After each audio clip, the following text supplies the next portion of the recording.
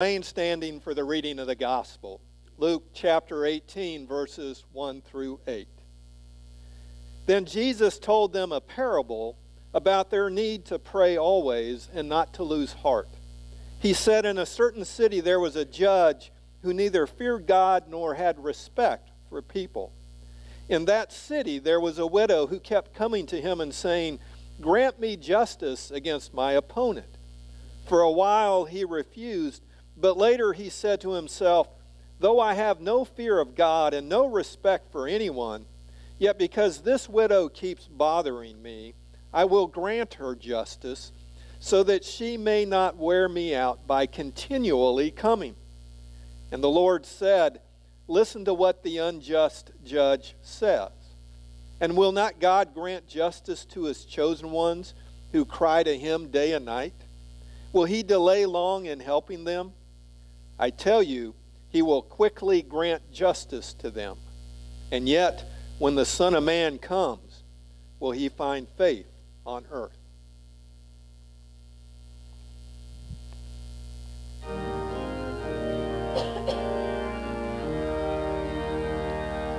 Glory be to the Father, and to the Son, and to the Holy Ghost, as it was in the beginning, is now, and ever shall be, world without end. Amen. Amen. You may be seated.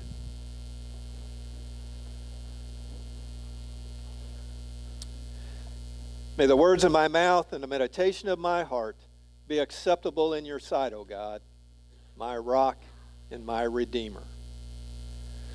Well, when I pulled myself out of bed the other morning, it was just like any other ordinary day, nothing particularly unusual.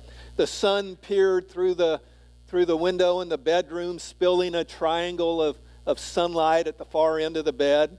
And I could hear the familiar sounds of the neighborhood, a car pulling out of the driveway, dogs debating with each other, trash trucks coming around the neighborhood, birds singing, sprinklers popping up.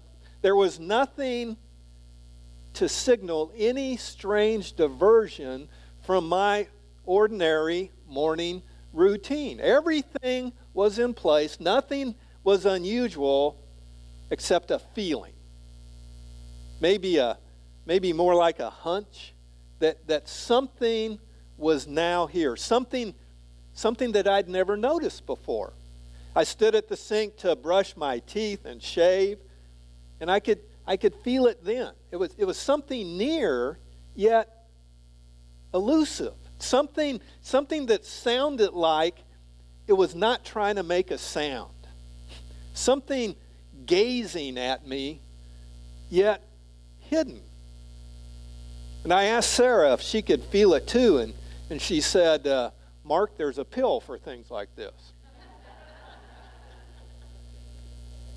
So I got dressed, grabbed my keys and wallet, kissed Sarah goodbye, and made my way out the door. But that hunch was still with me. That uneasiness, when something isn't normal, but for the life of you, you just can't put your finger on it. I could feel it following me, first down the hallway, through the door, and into the garage. And I felt it climb into the car with me. And when I looked in the rearview mirror, there it was. There they were, both of them, sitting in the back seat, all buckled in and ready to go for a ride. And I asked them, "Who are you?" The one on the right said, "Mark, we've been through this 100 times. You ask the same question every single morning. I thought we were friends." And I said, "Tell me again. What's your name? I don't remember." "Justice," he said with a huff. And to the one on the left, I said, "I'm sorry, but I can't remember your name either." And she said, "Oh, it's all right," with this kind smile. My name is Mercy. Justice and Mercy sitting right there in the back seat of my car. And I asked him, well, why are you here? Well, Justice didn't hesitate to look out for you, he said, because it's a hard world out there, and without me, people will trample all over you. I glanced at Mercy, who waited, as always, for Justice to finish, and she said, I'm here to show you how to look out for somebody other than yourself. And because it is such a hard world out there, that without me, you would trample all over other people. We talked for a while as I made the familiar drive to church. And it turns out that Justice and Mercy have been with me every day of my life. They go everywhere I go, see everything I see. They know me inside and out. And amazingly, they get along well with each other, considering that they're so unlike. Justice, he has the muscles of an Arnold Schwarzenegger and the jawline of Clint Eastwood. Mercy has the seductive glow of Jennifer Aniston and the sweet, pure voice of Charlotte Church. Heading down Broadway Street here, a guy in a Ford F-150 pickup pulls right out in front of me, causing me to slam on my brakes. Mercy and Justice, they bump their noses on the backs of the seats, and they gasp for air. Justice leans forward, puts his hand on my shoulder, and he says, you just going to take that, Mark? That guy's got some serious issues. Someone needs to send him a message. Well, Justice has a point. Someone does need to teach that guy a lesson. An errant pickup is a weapon of mass destruction. Without justice, chaos is loose in the world. Well, Mercy waits for Justice to have his say, as she always does. And she said, there's no doubt, Mark, that guy has some serious issues, just like you do. Let it go. Justice leans back and shakes his head, folds his arms in frustrations. Sometimes Justice wins. Sometimes Mercy wins. I hear them out every moment of every day. But they always give me the freedom to choose between the two. And they're with me all day. They're inseparable. Justice is a part of my human nature, and Mercy is a part of my Christian nature. And I struggle between the two. Both are good friends. But I'll let you in on a little secret about me. It depends on the day and the mood I'm in as to which one I'm more likely to let have its way with me. I go back and forth. I have mixed feelings about Justice and Mercy. When the homeless man asked me for $20 to buy a new pair of shoes, Justice asks me if he deserves it. Mercy says deserving it doesn't have a thing to do with it, and asks me if I deserve the shoes on my own feet. When I stand at the bedside of a woman who is just riddled with cancer, Justice whispers in my ear, she doesn't deserve this, not her. Mercy says, no one deserves this. When someone takes an unfair shot at me, Justice says, never forget it.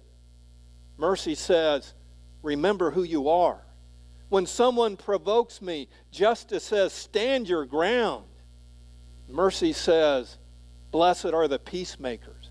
When someone hurts me, Justice says, an eye for an eye. Mercy says, turn the other cheek. Justice keeps an eye on his enemies. Mercy prays for him. Justice packs a piece of chalk in his pocket to keep score of rights and wrong. Mercy carries an eraser to wipe them all away. Justice is a realist. Mercy, an idealist. Justice is a lion. Mercy is a lamb. Have you ever met them? Do they ride in the back seat of your car too? Or does Justice more often than not ride shotgun? And if you're like me, these two characters rent little loft apartments in your head, and they throw loud parties at night when you're trying to lie down and go to sleep, and you pull the covers up to your chin and you think back on the events of the day, the news of the world, the people in your life, and that's when the voices are heard. Who wronged me? Who did I wrong? Who did good to me? And what do I owe them for it? Who stabbed me in the back? And how am I going to respond? Jesus tells a parable. He says that there was a judge who neither feared God nor had respect for people. Think there could be some sort of connection there? He neither feared God nor had respect for people. You see, if you truly fear God, serve God, obey God, don't you automatically have respect for others? I kind of remember Jesus saying something along the lines that the two greatest commandments are to love God and to love others. Anyway, back to the parable. A woman kept coming to this judge for justice. Now remember that widows were at the bottom rung of the social ladder in those days. And obviously there was somebody trying to take advantage of her. The judge didn't care, could care less. You know, he had power over the rich and the influential. So the needs of a lowly widow weren't enough to merit his attention. And even though his primary responsibility of a judge was to protect the vulnerable, he didn't care. Could be that the widow's adversary was the judge's golfing buddy. At the very least, he was a potential voter. So the judge kept refusing justice to the widow. But the widow was persistent, and she kept bothering him. In my mind, she's a lot like Rocky Balboa. You remember him in the Rocky movies? Some of you, anyway. Secretly, I think that most of us kind of admire Rocky. You know, he had excellent grammar. His manners were impeccable. His accent was charming. No?